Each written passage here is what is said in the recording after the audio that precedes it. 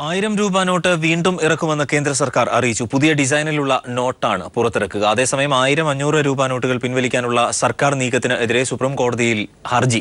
ധനമന്ത്രാലയത്തിന്റെ നിലപാടറിയാതെ supreme കോടതി തീരുമാനം എടുക്കരുത് എന്ന് കേന്ദ്ര സർക്കാർ സുപ്രീം കോടതിയോട് ആവശ്യപ്പെട്ടു. കേസ് ചൊവ്വാഴ്ച പരിഗണിക്കും. കേന്ദ്ര സർക്കാരിന്റെ സാമ്പത്തിക വിഭാഗം സെക്രട്ടറി ശക്തികാന്ത ദാസ് ആണ് 1000 രൂപ നോട്ടുകൾ വീണ്ടും പുറത്തിറക്കുമെന്ന് വ്യക്തമാക്കിയത്. പുതിയ ഡിസൈനിലുള്ള 100 രൂപ നോട്ടുകളും ഉടനെത്തും.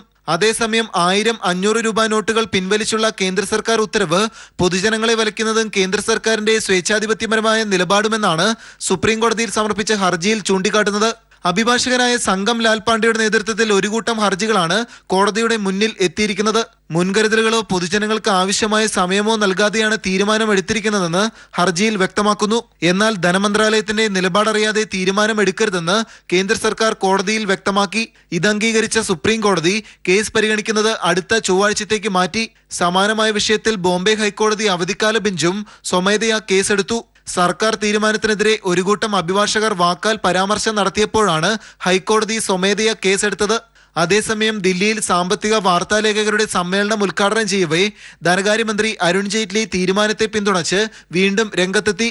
ദേശീയ താൽപര്യം പരിഗണിച്ചാണ് നോട്ടുകൾ പിൻവലിച്ചതെന്നും തീരുമാനം സാമ്പത്തിക സ്ഥിരതയ്ക്ക് ആവശ്യമായിരുന്നുവെന്നും ജെയ്റ്റ്ലി അറിയിച്ചു. Manushankar, news bureau, Delhi.